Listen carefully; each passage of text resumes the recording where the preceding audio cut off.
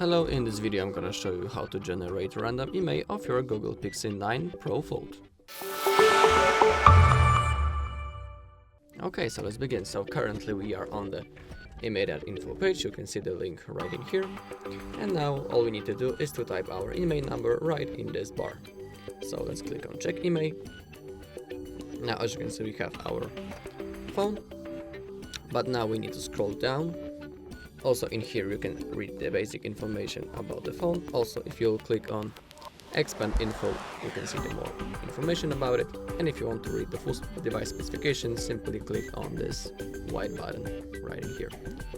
Okay, but now we need to scroll down a little bit until we find the basic checks free, and as you can see the second option from the top is the random IMEI generator, so that's what we are interested in. So let's click on it. And now let's click on this blue button, random IMEI.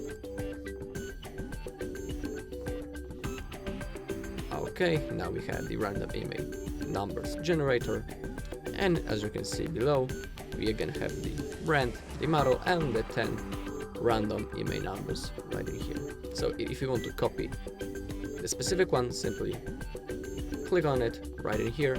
As you can see, the value has been copied to the clipboard.